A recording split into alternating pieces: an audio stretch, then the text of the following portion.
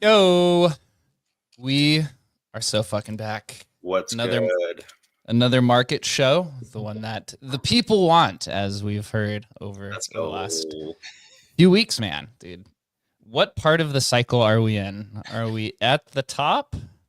Are we in the mid? Are we in the 7th inning? It seems like the timeline is all frantic. No one has any idea where we are in this cycle. Adam, where are we? I feel like we're at the start of the bull run. I know it. There's so much like craziness happening. I don't know if I've ever experienced it like this, where like we've had more bullish news in crypto in the last week than probably we've had years with less bullish news, and but people are confused that it's somehow. Well, numbers gone down this last week, so this sucks. And it's like, wait a minute, what are you talking about, dude? We have for the first time ever, regulatory bullish news, they want crypto in the US for the first time ever. That alone, that should double Bitcoin price. It should triple Ethereum's price. But number went down this week. Ethereum, foundation needs to be shut down, and it's terrible. It's just people lose complete sight. People get so caught up in this, what happened with my numbers today, that they miss the big picture. And I just think it's incredibly bullish what's happening right now. I have to say, from the bullish news of all the different, normies that are reaching out, I had the most wildest one yesterday. So Chris and I used to work in the nightclub industry. when you go into the nightclubs, there's bathroom attendants. You ever been in these places where they're No. passing out like the? Oh yeah, they give you the Like an Uber driver. So he's probably an Uber driver too. He's probably double dipping. Chris, you definitely know this guy because he worked at XS. He's the bathroom attendant that goes, "Hey, papi." Oh, that's the goat. That's the goat. He reached out to me on WhatsApp yesterday about crypto. Oh yeah. Oh boy, the top is in, boys. Sell it all, bro. The literal the top bathroom attendant of the nightclubs in Vegas hit me up on WhatsApp yesterday. He's like a mob boss. He runs everything. He's like a G. He is, yeah. So that's probably so far my wildest one. He didn't ask me specifically what to buy. He just said that he sold a house and he's ready to buy crypto. Jesus. Hold up, though. Hold up. Jake has a new setup. If you're not on the live stream, Jake man. has a new setup. I'm in a new home over home. there, bro. Internet's grinding. How we feeling? What's up, dude? Yeah. So I moved out of my 450 square foot box that I was living in for 5 years. In downtown. A buddy bought a house and asked if I wanted to move over, and I was like, hey, sure, why not? And then ride out the rest of this cycle, and hopefully we all get wealthy, and then just buy a mansion, you know. So but where are we? I don't know. Maybe the sixth inning. I can't say we're at the beginning. I can't say that we're at the beginning. I can't do it. Bitcoin was $15,000. It's $105,000. Solana was $8. It is $255. I cannot say this is the beginning, but I do agree with Adam. I think we have regulation. That's a huge deal, which we've never had before. These people are going to pump the markets. I mean, you saw Trump yesterday talking about his meme coin, $2 billion. That's peanuts. I think that that's right. But I think that, you know, the last 3 innings of the bull market are crazy. So kind of still running with it. I think selling some in May or a little bit before May, that's on the roadmap. If the markets are still banging all year, you're selling some more in October, and then you're just kind of sitting comfy. That's where I'm at. That's where I'm at. Yeah, I can't say we're at the top when you have just retail flooding in right now. That's usually the sign of it's the beginning of the retail market, not of the overall kind of cycle here. I tuned into a little bit of Thread Guys live stream yesterday, and you look in the live stream and these people had no idea what a phantom wallet is. These people are literally asking the most basic questions. He did have FaZe Banks on with him as well. Yeah. And you could just tell it was just complete normie central. So these people are going to have to go through a few months of onboarding before they even get into the trenches really and dive in. So it's going to be, you know, a lengthy ride. My question then is, you know, retail's here. There are, you know, normies who are going to inject new capital. Trump has just became president, which we'll dive into here in a second. But nobody ever asks, what does this mean for the builders of this cycle, right? We know people are going to come in and make money, but how does this impact the developer teams that have been building through the bear market and now head into probably the craziest cycle of all time? I saw a couple of builder posts over the last couple days, which were the kind of like what I would call like salty builder takes, which is like, I built this thing and people made millions of dollars and I barely made it. I maybe didn't even make anything. And here I am supporting this infrastructure that, you know, all these people are getting rich on top of, or launched this project that all these people got rich. And I mean, it's like the founder story. This happens like almost universally across crypto. You know, it's very rare that you're a Vitalik and you got a bunch of Ethereum. It's like most people who built stuff, you know, they built it or did something and other people got rich. It's just a common theme in crypto. So you're seeing that a little bit. That does tell me, you know, we're maybe mid game, because you're just seeing people get rich all over the place and it's not you. And the saltiness that goes along with that. Which, bro, welcome to crypto. I mean, that's just, if you don't feel that, everybody, I mean, I don't know anybody who doesn't feel that in crypto. So I don't, you know, it is what it is. The things that have worked and people who have built successful stuff like, you know, Pumped Out Fun, or I forget whatever the, you know, Chris will have to tell me whatever the exchange mechanism is on on Solana. They were Jupiter. saying It's Jupiter. Jupiter, but there was another one. I forget. Begins with an M. I can't remember what it was. There's Meteora. Yeah, and the amount of money those guys, the fees on that thing are, I don't know, 50 million, $60 million a month or some crazy number. Like that's the beauty of crypto. Like this is why we're here. This is why we're building. We know that, hey man, we're struggling. We barely take any money. We take base salaries of nothing. We could make more working at fucking Walmart, right? But if we hit, dude, it's millions and millions and millions of dollars, right? And so we're all working for that. That's crypto, man. That's what we're here for. I was going to post this the other day. I did see some of those salty builder posts where it's like builders are in despair. Meme coins are bad for the ecosystem. People spent years building out their product, and how do they get rewarded? They get rewarded with nothing. I think it's just such a terrible mindset to have. I put this post, and I think Adam commented on it as well, where people are saying this crypto or the crypto industry is unserious. And I said, just replace the word crypto industry with the internet and it all makes sense. They're like, so if they say crypto industry is an unserious place, you say the internet's an unserious place. And you're like, yeah, no shit, right? This is where the internet capital markets. Like it's completely different from Web 2. And if you're a builder and don't identify that the attention economy is what's first and technical is kind of second, then you're not going to be successful. Facts. And you know what that tells me is that they were just never going to make it. They were never going to make it because they don't love what they're doing enough. They're doing it for the wrong reasons. If you're a builder, you have to have so many things going in the right direction to make it astronomically big. You not only have to be in the right place at the right time, you have to have the passion to never stop, no matter what. And that's actually what keeps you going every single day. You have to come in, wake up, and you're building the future. And you might not get any praise for any amount of time, but you have to love what you're doing and truly believe that you can change the world. So it's a different level of being delusional, because you, just like meme coin investors or whatever else, you have to believe that you can make it to the top of the top of the top. And if you're just doing it so that you can make a mid-ass product and some random people can pat you on the back and say good job, like you're never going to make it. So their mindset was wrong from the jump. And so much, I mean, look, so much is based on luck and timing. I mean, period. Yeah, it's a traditional world too. Yeah, exactly. 100%, dude. 100%. There's no guarantees in entrepreneurship. There's no guarantees in entrepreneurship, period. Like, period. So yeah, it's people who either haven't had, success before or aren't aware of the entrepreneurial world. I mean, of which in traditional entrepreneurship, there's millions of stories, right? The iPad wasn't the first tablet. There were ones before that completely failed, right? I mean, this is just and I mean, to be fair, have you seen some of these products? Like, what are they like? I mean, come on, guys, some of the products are. Come on, guys. I don't know what they're building.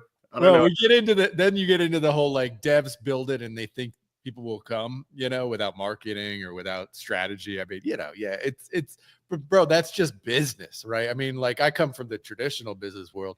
That is just business, man. And I've seen it here a million times with people think, oh, I'll open a great restaurant and great food will make me great. Bro, get the fuck out of here. You don't know. The reality is that Web3 and crypto is much more welcoming than the traditional world, because people will even they'll slightly give a fuck because you're in the same new industry. Slightly. In the real world, you build a new business. Literally nobody cares. Nobody's going to walk into your store for charity. No, not one single person is going to do it for charity. But in crypto, yeah, sure. A couple of people definitely will. So if they can't make it here in the beginning of a massive onboarding S-curve trajectory, they were never going to make it to begin with, and they can continue to complain. When you look at it, there's kind of three levels of evolution to businesses. You have the brick and mortar stores, right? Then you kind of have the Web 2 digital fronts, and then now you have Web 3. And in Web 2, you could get away with the build it and they will come because it was based off of foot traffic, right? So if you build a store or you open up a store inside of a mall where everyone's walking, there's a good there's a good chance that people will walk through it. In Web 3, that is not the case. And I actually think it's the opposite now, where you actually have to cultivate the community first before you actually go and build a business. And we're seeing this actually with traditional, it's weird to say traditional, but you could call them the YouTube content creators, right? Or the Instagram influencers.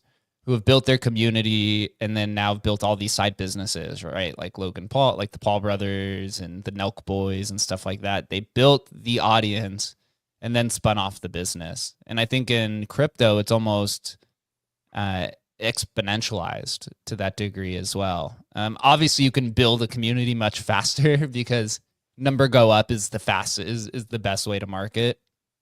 But just to build it, they will come. I mean, look at Emblem, for example, right? It was Shannon built this protocol for 4 years before that found product market fit. And it was actually from the community themselves. So that is, it's one of the kind of unique cases there where they build it and the people found it. But there was a cultivation of community for 4 years of hanging out in the counterparty Telegram chat for a long time and, communicating with everyone there. So then you built something and they're like, hey, what is this? Maybe this is somewhat useful.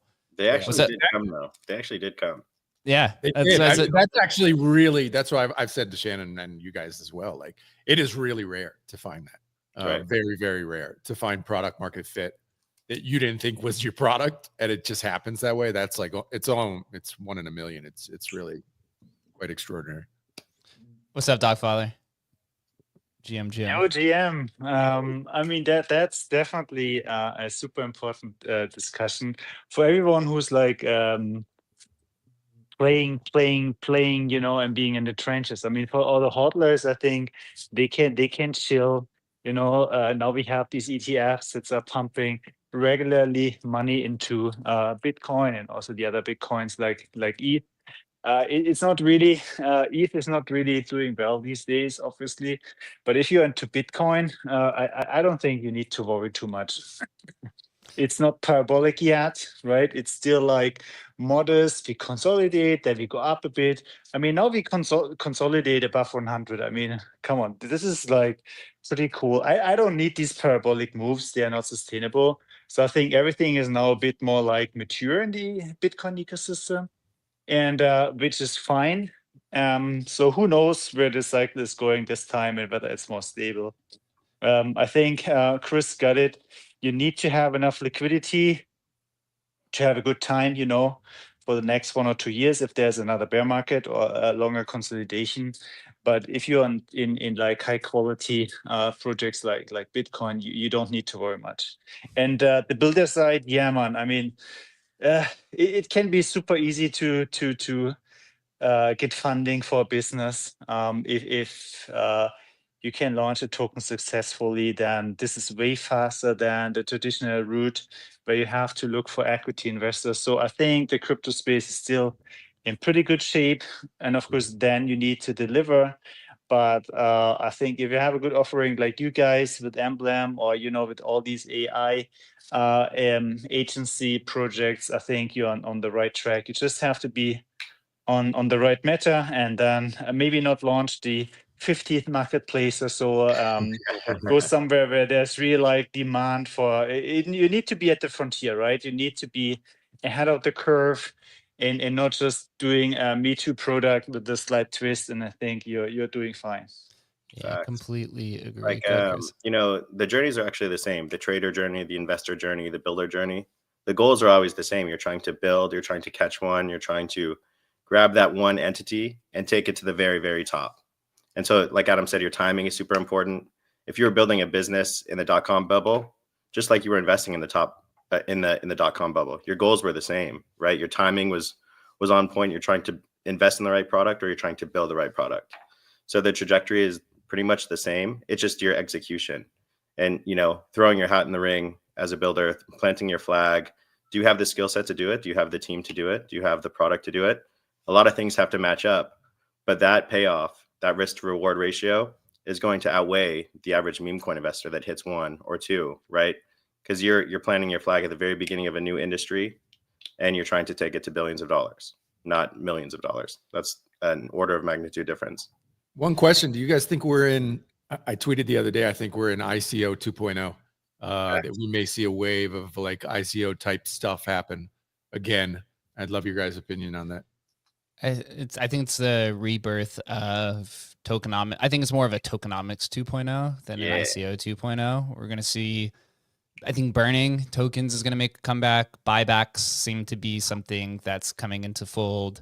staking mechanics are probably going to see an evolution, and then ICOs, right? Whether they're the free ones or there's some sort of regulatory, unless there's some sort of like regulatory guidance on how to initiate an ICO, right? That's similar to an IPO.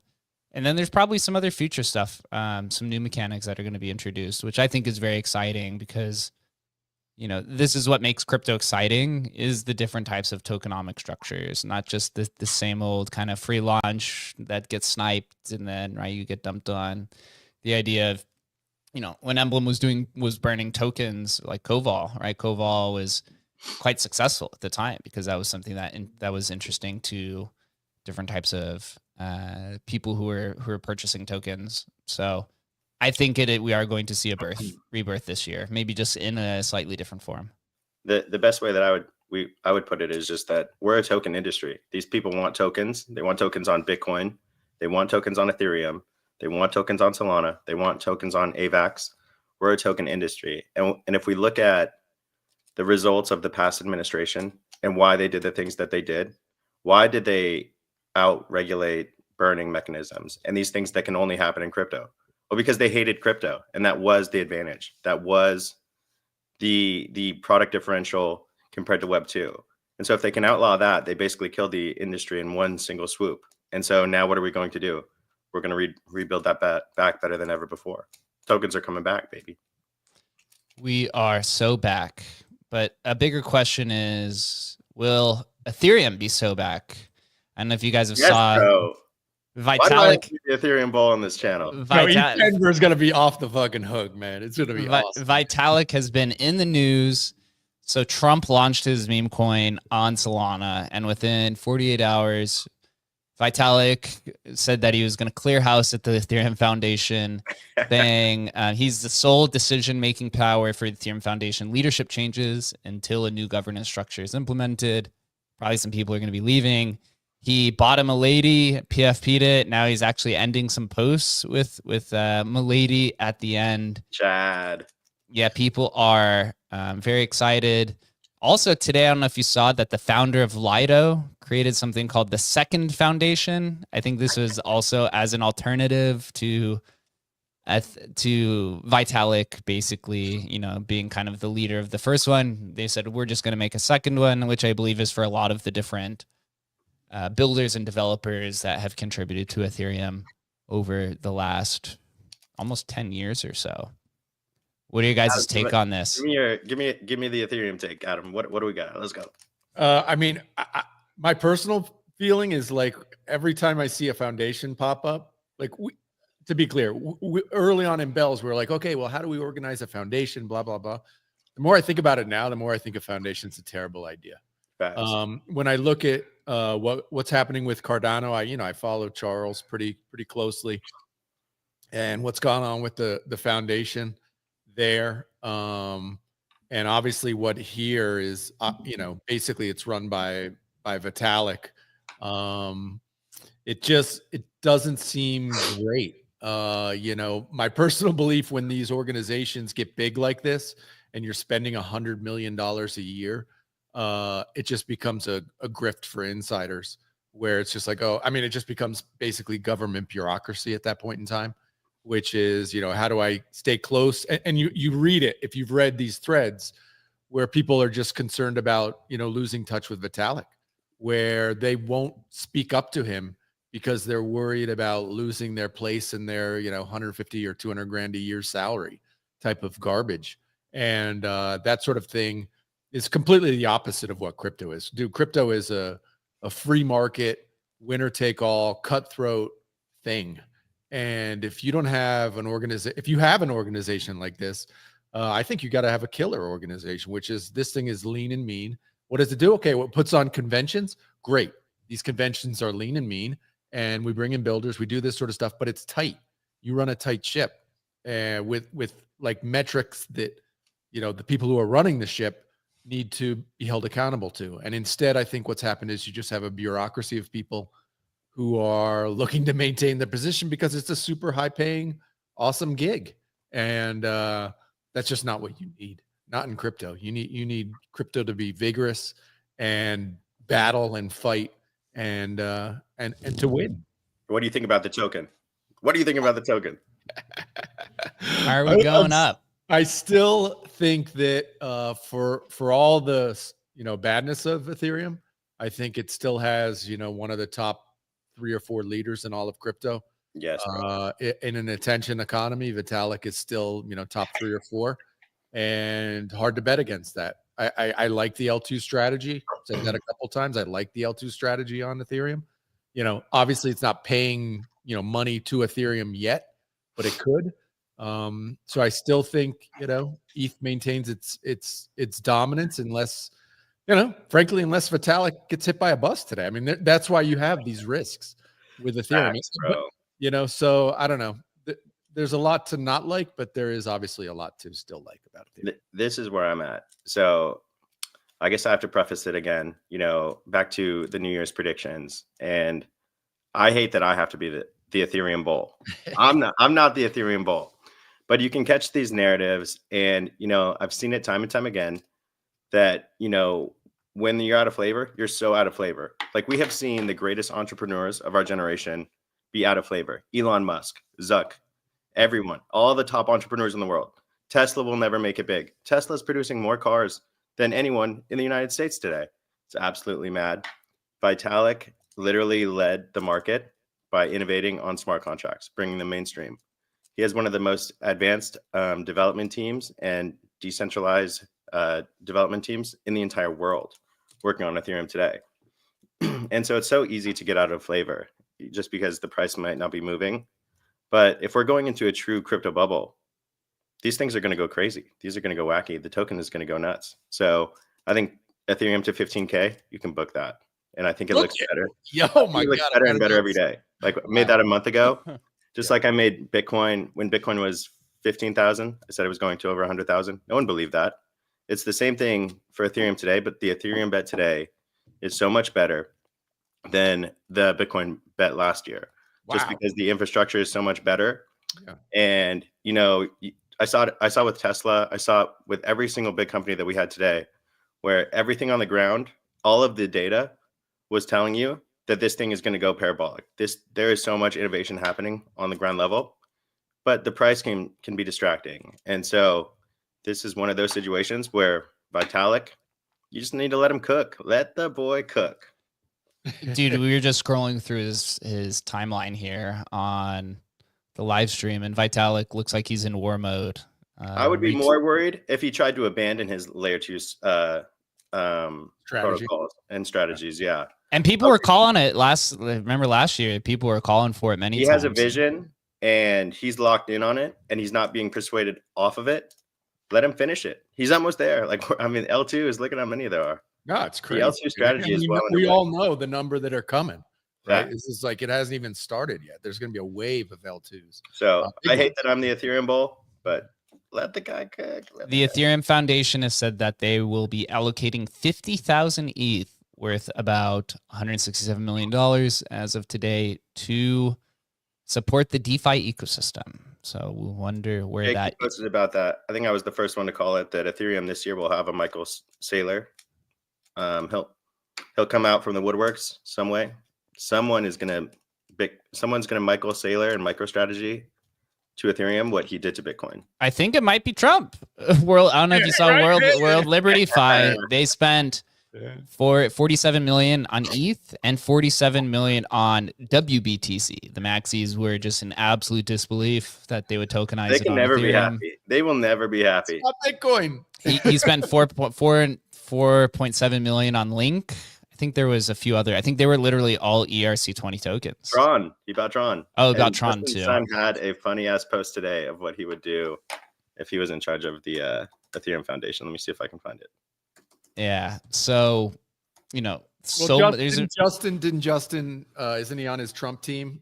The fact that Justin is still alive after so much FUD from 2017 and so on. He's thriving. He's not only alive. Dude, this guy is an absolute animal. Another big win today, though, out of the courts. OFAC the courts have lifted the OFAC sanctions on Tornado Cash, marking a major win. So we can go back to crime on the blockchain is now legal again. We are excited. Privacy isn't a crime, Jake. Privacy. But this should, you know, I kind of should post here, but you know, to the point, if you view crypto as basically the internet capital markets, or, you know, it's a globalism, but on the internet scale, and crypto is the ownership layer. And if it's decentralized, you know, there's going to be good and bad things that happen. There's no way to prevent that from happening. You know, it really gets back down to the libertarian ideals of Bitcoin.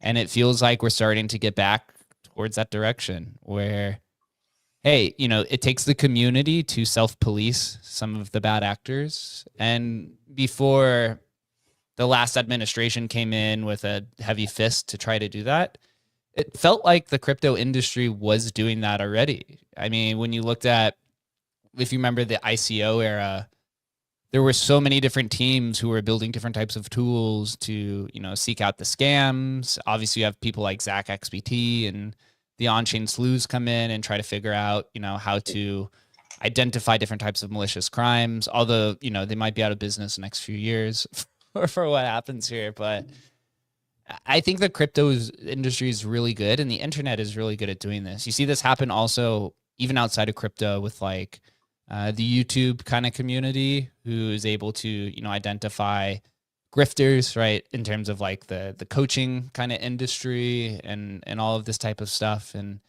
it feels like we're starting to get back to that. So now the last thing here, Vitalik even tweeted today, is that we have to free the Tornado Cash devs. I believe one of them is still in jail. The other one, I believe, got out. I don't know for sure, but we do have to get them out now that Ross has been fully pardoned.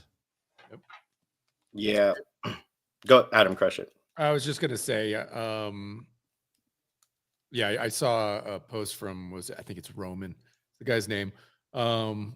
Yeah, this is a big deal for everybody in crypto, right? The ability to write code without fear that it's going to be used maliciously, and therefore you are responsible for that. It's idiocy at the highest level. And so this is one, thankfully, the court system in the US, like, you know, we got a lot of problems, but there are things that actually work relatively well in our court system, you know, and this is a real strength of America. And I think shown here, and obviously the changing administration maybe helps this. I don't know. But yeah, this is just like one of these no-brainers. This is along the line with you know, Ulbricht or whatever's name getting out, with Ross getting out. Just that if you make something, you shouldn't have to be held accountable for people using that thing for bad purposes. This is like, it's retarded to think otherwise. If I'm a knife manufacturer, I shouldn't be held responsible for somebody taking that knife and stabbing someone with it. It's just like the basic principles of just common sense. And so it's good to see. I think the only thing that's holding them back from getting released is this idea that they somehow profited directly off of this. That's the only thing that I guess is to be, you know, looked into. And the fact of the matter is, like, dude, you don't need new laws for this, right? Somebody stealing money should go to jail, right? We don't need new laws in crypto to tell us that if you lied to people and took money from them, that's theft, right? We don't need new laws around that. You know, and to Jake's point, yeah, we're pretty good. Like, it takes a while, like, and people will get rugged, but that's, you know, I think we're all in that, playing that game in crypto. We're okay with that. And if you're not, you know, stay out of crypto, really. To any new industry, there's always, or new market, there's always kind of three industries that are kind of first to it. Usually the black market is first to a new technology. The adult entertainment industry, yeah, the adult entertainment industry is generally first, and generally bad actors, scammers, right? So usually those three are kind of the first to a new technology. And then obviously, then since they're always ahead, then obviously self-policing will come afterwards. But that's how the crypto industry operates. Dogfire, you got a thought on this? Yeah, chiming in on the self-policing. What's your take on the Stack XBT coin that was sent to him? So how do you treat that? Because that looked like pretty spicy. So from my understanding, from what I read, and this is what a lot of people are doing now. First, sending coins to somebody, or even being a builder, like the inability to sell a coin from being backlashed by community just it's so backwards. We have this conversation internally with Emblem all the time, where many of the Koval community calls Emblem a scammer because they sold the token over an 8-year period, even though that's literally what you're supposed to do, right? The Ethereum Foundation is in the similar position, right? They sell their treasury to fund the operations. I know Zach is not, he's not a build. I guess you could call him a builder, right? He's built out his own kind of market, or his own, I guess you call it industry. But what people are doing to get around the initial selling is to do what's called single-sided liquidity provision, where they just take a big supply of the token. And this is why Meteora is doing so well, because it's now popular. You take the token, you put it into the LP single side. And so he put whatever the token was, and he got a bunch of SOL on the other side. You obviously lose some of it to permanent loss. And then he just pulled the entire thing afterwards. And it was donated to him. It's a meme. I personally don't have an issue with it, right? If you're going to use somebody's likeness to pump a token, then that person should be able to profit off of it as well. So I really have no issue. I try to look at it objectively. People say Zach's underfunded, or right, he deserves it, but I try to look past that, because I've also seen dozens of countless people donating to Zach over the year. This guy's definitely making millions of dollars a year. So it's never enough. It's never enough, right? He's definitely well funded. I guess you could say, depending on how many people he hires, but he's definitely making multiple millions of dollars a year over the last few years. But I have no issue with it. Yeah, it's tough for anybody involved in any I mean, every single person in this room who has tokens and talking about tokens on the timeline, you'll get nothing but shit if you sell those tokens, right? So it's something that us as an industry, or it's this constant like push and pull. I get it with bells, like how much you sold your bell, and I've had to tell people like, look, and I've been completely maybe self-pressured to not sell any, right? Because I want to maintain, whatever my view of myself or whatever, that I don't want to be seen as a bad guy, and so I think we all bump up against this. But it's not, there is no black and white here. I think, what was it Sheeb that got sent to Vitalik, and Vitalik just dumped it all or gave it all to a charity or whatever? It's like, how are you going to interpret it? I mean, yes, they were definitely trying to take advantage of Zach's likeness to pump a token, and they sent it all to him, and he basically sold it all. Is that good or bad? I mean, it is what it is. And I just think you have to kind of look at these cases one off. If he was telling people this is going to the moon while dumping it, maybe that's a little bit different scenario. And I don't think he was necessarily doing that. So, it is what it is. We always we like to take down our champions, right? I mean, I think that's part of it here. Play your heroes, man. You would love to see our heroes fall. Was this guy, I didn't hold him as a hero or anything, and him selling is what it is. I didn't look at it necessarily negatively. There was one from the previous cycle. I don't know if you guys recall this. There was a guy who was like kind of an Zach XBT, but lower tiered, more just like calling out these things. And then he put out a token and then rugged the entire token. I don't know if you remember that one. That was a kind of hilarious setup. I don't think that's this. So yeah, I'm okay with him doing it. Might not be the best look, but it is what it is, I mean, especially in crypto, you either, you die a hero, or you live long enough to see yourself become the villain. I think that's like so true. If you stand your whole character on being kind of like signaling virtue and just being the white knight, like of course people are going to want to take you down. Of course you're going to have an off moment. Of course you're going to fall. I mean, I remember when he was still working his job, he wanted a bunch of donations so that he could quit his job because it was too stressful doing both in the same time. He got enough money to quit his job. Now he didn't have enough millions to keep on doing. Like, does the industry require a Zach XBT? There's professionals that do that. Do they need like a vigilante running around the blockchains to see who's doing nefarious behavior? I don't know. There's literally like agencies, federal agencies, government agencies that do that. So is his work fantastic? Yeah, it's definitely great. But I mean, at some point, he's just never going to have enough, it seems. And so, I mean, does the market require his services? I'm not sure that it does. Yep. In other news, let's get into some of the chaos that's happened over the last 5 or 6 days. Trump launched a meme coin. We got to talk about Trump. It went to absolutely oblivion. I saw it happen. I was out at dinner, of course, every time that happens. And when I got home, it was at like a 13 billion FDV. And I was like, I think I missed this. You wake up and it's up like 5x higher from it.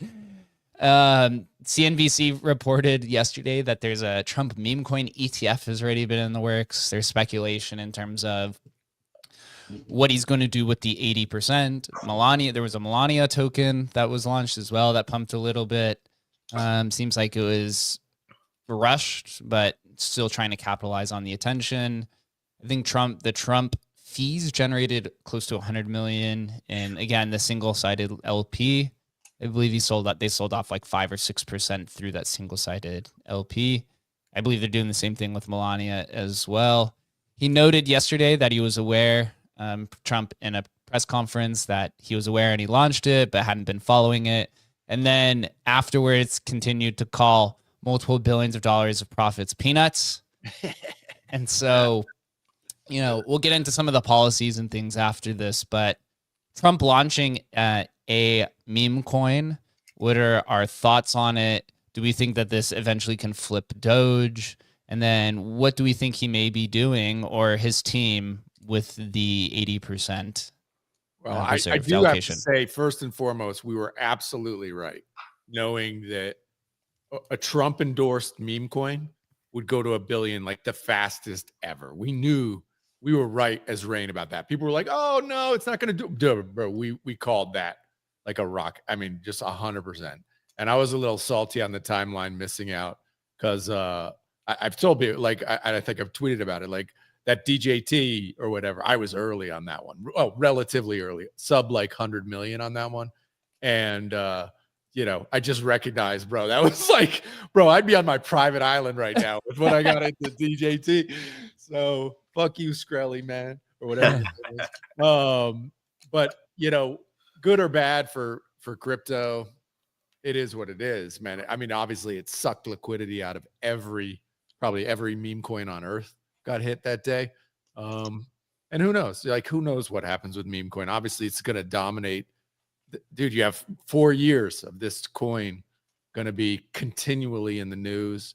It just seems like I heard a lot of good takes that this is like a really nice place to park your soul with potential upside. And I don't disagree. Like, it's very possible that it flips Doge. Very, very possible. The ETF did get applied for. I don't know who did it. But that did get applied for. It could get pushed through, man. There's nothing stopping this stuff from happening. So yeah, I think it's this team. I mean, people are saying, oh, his team is a bunch of degens or whatever, but they did this one right. It was done right. Melania was even maybe done a little bit better. Number go up technology is everything, and they did a great job with it. I was talking with my friend about this, that whoever is Trump's crypto team is doing a fantastic job. They know definitely what they're doing. They have been ahead in terms of the incentives. One thing here, and then I'm gonna pass it off to Chris, is I think if everyone had just purchased World Liberty Fi when it was initially announced, none of this probably would have happened. You could tell bro, this was gonna happen. You think it was gonna happen no matter? I could have just imagined the backroom conversations where he's like, "Sir, we only sold 10% of World Liberty Fi," and he's like, "Drop the meme coin. Drop the token. drop the meme coin." Chris, what does the Trump token signal to the market? And then also what's kind of your outlook for it in general? This is where I'm at. This was always going to happen. Trump is the single biggest meme on the planet. Nobody memes harder than that individual right there. You can buy it for like $8 billion. Not FDV, but circulating supply valuation right now. That's super cheap. What would be cheap? 5 billion, 3 billion. Would you get a fill there? Maybe, but probably not. The trajectory of this token can really be huge. I was out, like I said, Friday night, missed it. Spent yesterday just buying it all day. But and so just full disclosure, but where I'm at with it is this is the leader of the free world. He's surrounded by hundreds of people that protect his life every single day. SEAL Team 6 type level adversaries that protect his life every single day. Why doesn't he just hire like a SEAL Team 69 to protect the floor of his token? Right? Where we need to be. That's where I'm at. I see it as, he did so much for the crypto industry, hate it or love it. I mean, Bitcoin's over $100,000. He's the leader of the free world. He peeled back all the nefarious regulation against the entire industry. Is the industry going to put some of that goodwill back towards him? There is a one dimension level of exposure to do that exact route, right? You can buy Trump token. I was kind of pissed when I saw Melania pop up. Will there be a Baron? Sure, maybe. But the only token that matters is Trump. The only token that matters is Donald J. Trump. That's what everyone wants. If you're going into a meeting with Trump and you show him you own fucking $500 million of Trump token, he's probably going to slap your hand and maybe you have a better chance of making that deal with him. So that on top of how memeable he is, he's in the news every single day, all day on every channel. You can't even get rid of him. Yeah. If you're looking to invest in Pepe or Doge or any of these tokens, you hope that one day they have a single time slot on CNBC. He has the entire panel of CNBC talking about him every single day. Yep. So as far as meme coins go, he is the meme. He's the universal global meme, Donald J. Trump. Yep. What do we think gives the token price action? Is it something that he does from an action? Do we think it's, positive, crypto, regulatory news? It doesn't seem like that's had an impact. Is it something that he says that's funny? Is it just, what do you think? What do we think has impacts on the token? More. You like the mystery of the 80% of the supply going to who knows what? I don't know, but there's a lot of potential there. Are they going to sell some more? Sure, nobody really cares. But he is the single most recognizable figure on the entire planet. Yeah, I definitely want exposure to that guy's token. He literally said it was from him. There's a bunch of derivatives that have always been tangentially related to him. But this is the real deal. And there's only one. The Melania token, nobody really cares. Baron token might be hot for a minute.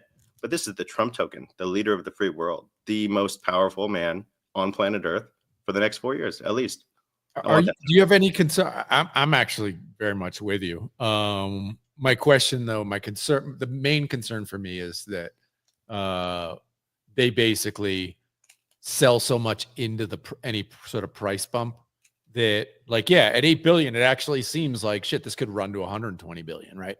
You could easily get a 15x from here, which is amazing because you could put size in. Right. You could put whatever. For me, size is like 20 SOL. Wow. But for me, it's a lot. Right. But like, and I wouldn't get, I could put it in and be like comfy. My concern is that no, it never really can run though, because they're just always going to sell into pumps and they're going to take billions of dollars out of this token. I think that I think what it is, it's like, it's really just kind of the ethos of crypto. People want to come here. They want to make a bag. They want to be part of disruptive technology. They want to be part of a community. And that's what the Trump token is. Overnight, he made more money on Trump token than all of the other ventures of his entire life combined. you tell me that guy doesn't know that he has a token that's worth $50 billion FTV? Of course he does. He knows. He's watching every day. So the higher that token goes, the more you lure the Trump family into crypto. They're already here. Everyone's already there. I think that they've planted their flag. They're a part of the industry, and I think that that's how the younger Trumps are going to make their names, which obviously that's what we're doing as well. Makes total sense. Sure, they can sell it, but I think that that's why the price point now is pretty important, because if it gets any cheaper, it's a value play like that. There's only so low that token will go, and there's a good chance that token trades in the top 10. I don't know, something like that. Like he's in here, he's sitting in the Oval Office, getting approached by Coinbase, getting approached by Ripple. All of these. Ripple added $100 billion in market cap in a single day. He saw that and he said, what the fuck is that? Yeah. That's madness, right? That's like NVIDIA numbers.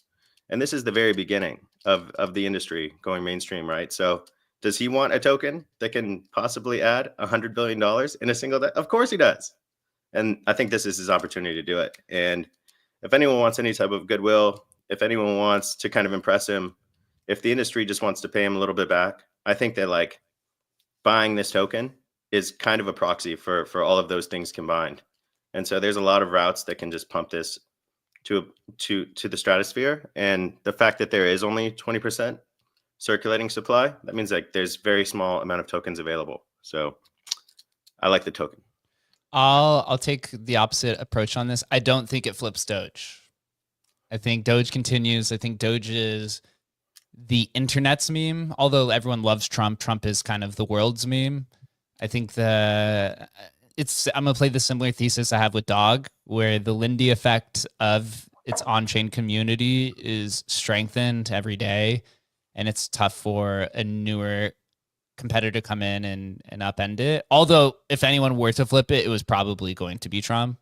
I was definitely when Pepe launched, I was like, there's no chance it's going to flip Doge. I think here there's a slight chance, but I think Doge is backed by Elon. You have Trump that's obviously backed by Trump, but I think there's a stronger community sensation around Doge, right? Whereas Trump, I think it's more, as Chris said, it's more supporting Trump and kind of his support of the crypto industry.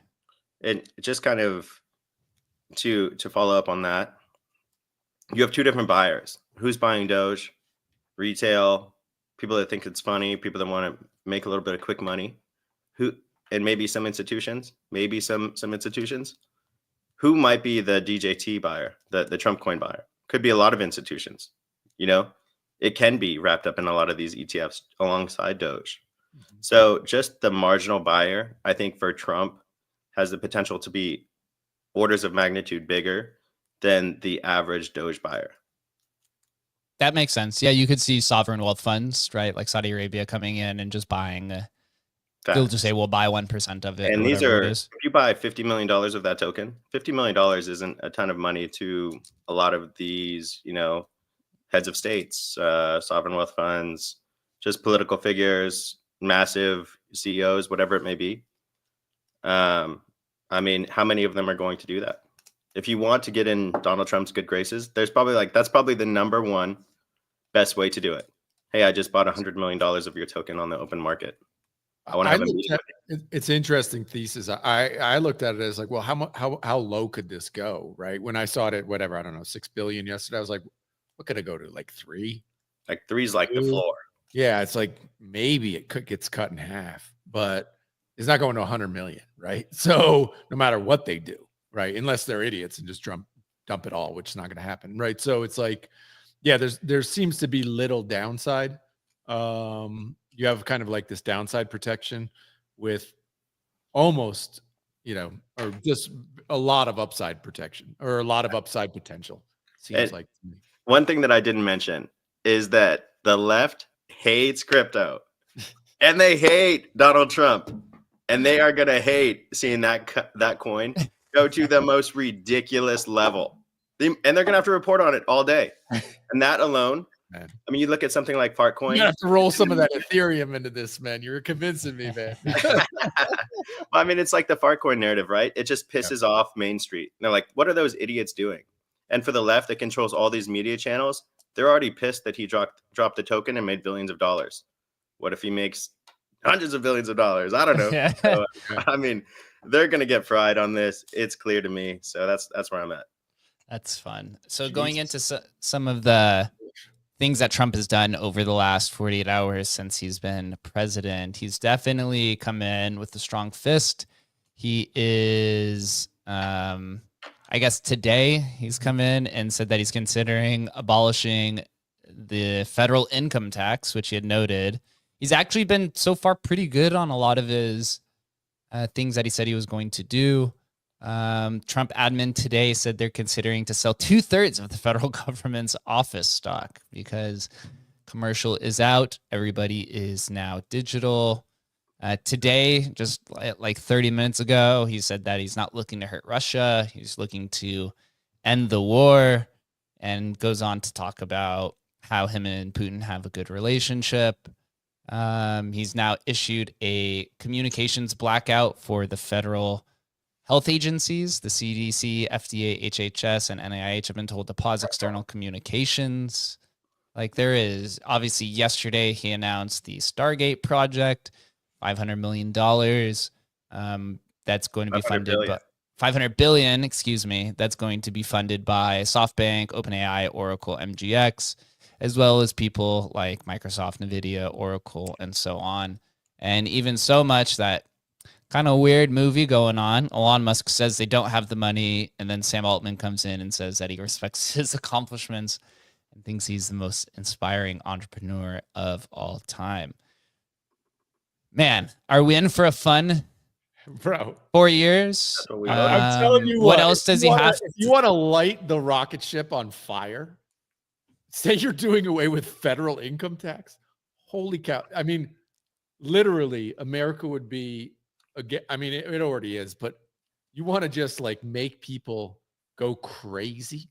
Like every investment, company in the world, every business in the world would move to the United States. It would be unbelievable.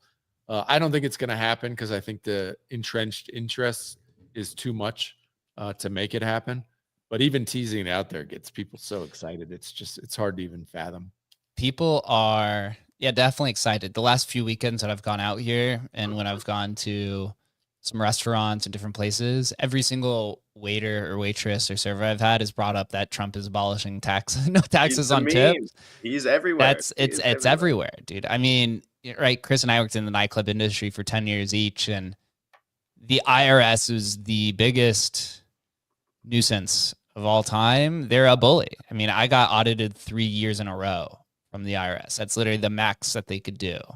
And I won every single time in court because they're just literally over. Brutal. They were hours got sucked from you. Your life is incredible, dude. Yeah, I spent each year about half of what they were coming after in lawyer fees. And at the end of the day, it's like they continue to bully you up until the point where it's like, okay, we're going to go to IRS court. We may win, they may not.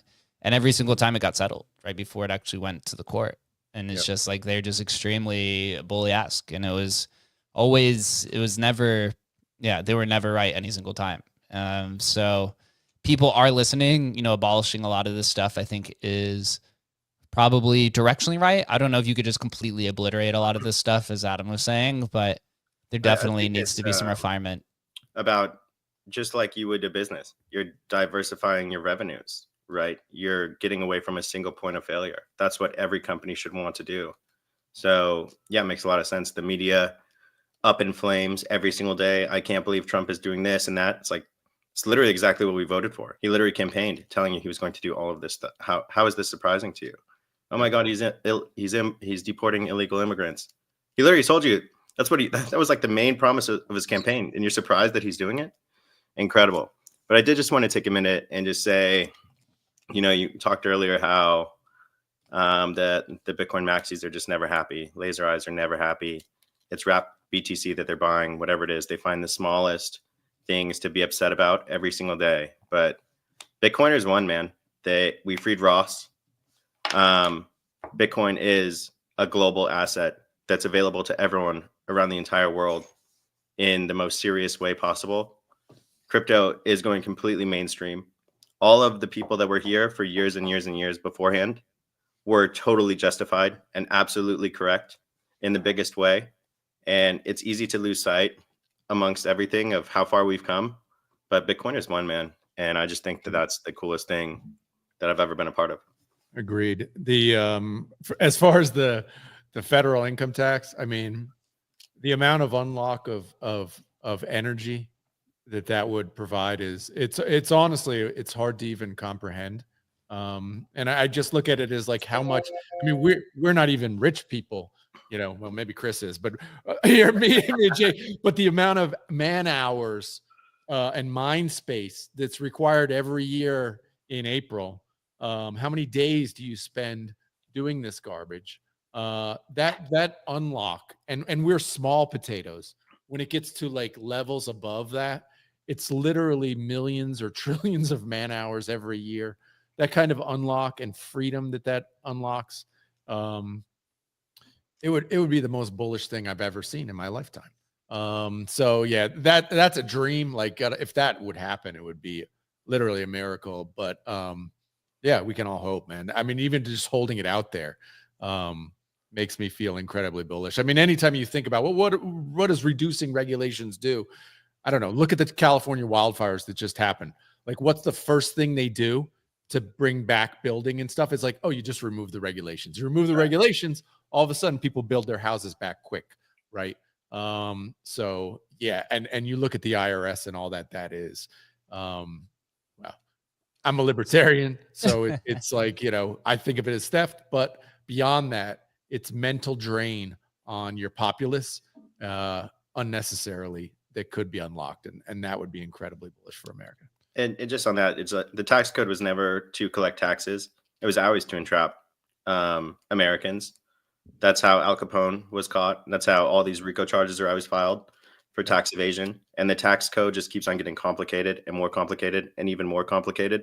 It's never about producing revenue for the country that can print infinity dollars. It was always to entrap Americans. And 100%. So reducing that burden on the people, it should be a main priority, and it seems like it is. And I can't agree with Adam more. I mean, that is one of the greatest things that can happen to civilization. It would be amazing. I mean, I just look like here in Costa Rica, even there is some tax that the employees take out, or the employer is required to remove, kind of like payroll tax. But nobody here files like an end of year tax return, right? It's liberating for people. It's completely liberating. And we grew up in America, and you think, oh God, I mean, imagine 150 million people every year come April. Oh boy, here we go. Dude, just do away with it, period. We could also, on the other side of this, we could end up like Europe, who today now said that they are regulating online knife sales. They have to be checked with live video and ID. We already defeated Europe. We're not going back to Europe. Right. That's just the over-regulation. I think the California fires are going to be a real testament to see if the Democratic Party will ease on some of their restrictions, or if they'll just continue to push forward. Once these millionaires now have 2 to 3 years of a window, before they can actually start rebuilding kind of their life and ecosystem. I mean, that's how you know that those regulations were even the Democrats who were in power immediately removed like the Coastal Commission and stuff, right? Because why? Because all of those rich people on the water there would have taken a decade to rebuild your house if you could ever do it. So what's the first thing they do? They remove all the regulations because they realize it was bullshit to begin with. And I don't trust them. They say that they're going to remove the bureaucracy. They say they're going to remove the red. I doubt that they will. I don't think that they will. They're just trying to save face. This is the single most devastating disaster in terms of dollars in American history. It's over like $300 billion. Yeah. You don't hear that type of coverage on the media. They're clearly keeping it out of the media to keep it out of the psyche of Americans. This is the biggest, just most destructive disaster in American history. You know how crazy that is? They'll say anything to save face, but it's the biggest fuck up that they've ever done. I was listening to Barry Weiss's podcast. She's a really good podcast this morning. They're talking about populist presidents in American history. Do you know there's only been one populist president, I guess, that they're in this podcast, who resembled Donald Trump, and it was actually Andrew Jackson, the second president ever. So there's been a lot of populist presidents who have come in and tried to win, right? Bernie Sanders is one of them. I think Ross Perot was one of them. There's been a handful of them, but very interesting if you want to listen to kind of how Trump ended up where he is today. There's a lot of resemblance between Andrew Jackson and Trump. Obviously, Trump's not a slave owner, but in terms of kind of like, it's a testament to kind of human psychology and this fight against elitism. And it's like one of the only few times where the Americans have actually kind of got what they wanted. So it's pretty exciting. One final question I'll propose here is to figure out their messaging then. If Trump is a populist, then how is he a billionaire glazer giving tax cuts to the rich? Which one is he? Is he a populist for the people, or is he a billionaire glazer for the corporations? You cannot be both. It's one or the other. Yeah, I think it's to the people is the populace, right? Because they just had this record landslide from all sides, and then the left is going to continue to, I'm just saying your chastise messaging him. is backwards. It doesn't make sense ever. Yeah, it's a complete opposite of what the Americans are literally have it's all gaslighting. So either he's a populist or he's a glazer. He's a people glazer or he's a billionaire glazer. He's glazing. Which one? I'll propose this question. Final one is, what type of crypto policies do we think Trump is going to approve? Crime. Over the next 3 crime.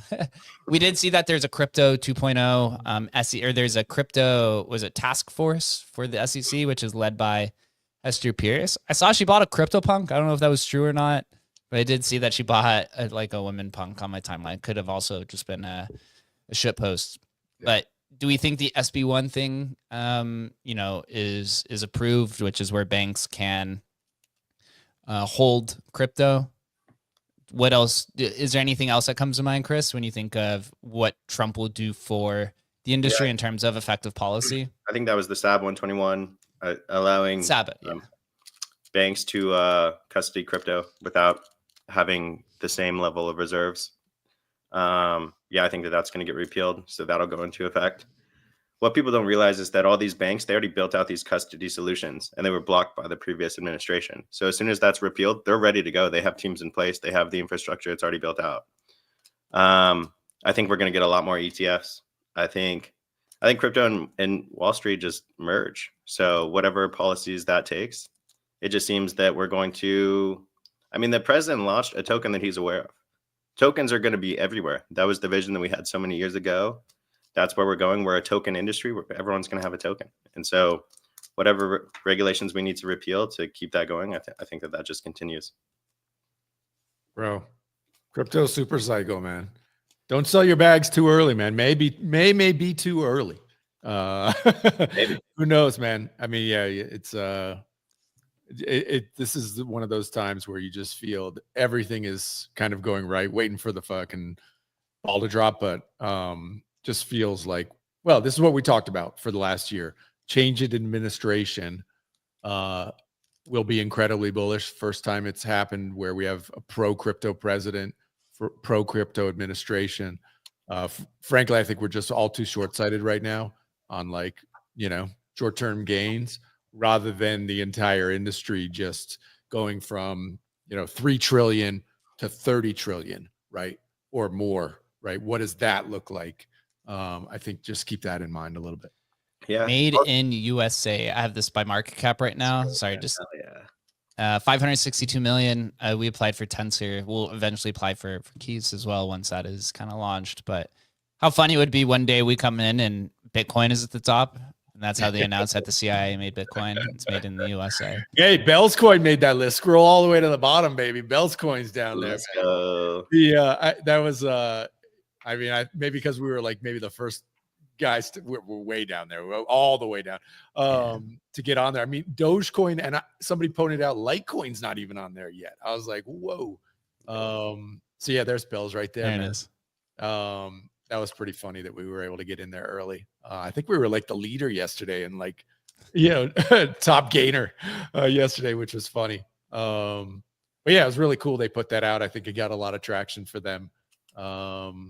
Yeah, really, really cool. But yeah, Doge and Litecoin, the two of the greatest made in America coins, still not there yet. Another thing from what Adam was saying, though, is that a lot of these markets, they're forward looking, right? So they're going to price in all of this stuff to perfection, all of the regulation cuts, all of the trillions of dollars that might come in the industry. We're totally going to get over our skis at some point. There's no way this market's not going to bubble. This market's going to bubble. Yeah. The AI sector is going to bubble. The crypto AI sector is going to bubble. And it's going to have to cool off because so many people made a fuck ton of money. These hedge funds, these institutions that were in on the Bitcoin ETF, they were buying at 25K.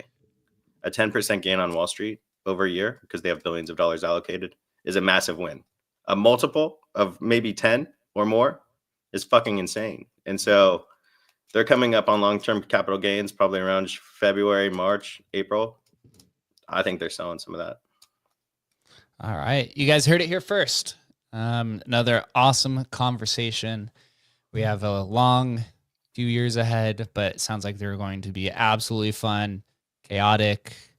The market is excited. We're excited. So appreciate everyone.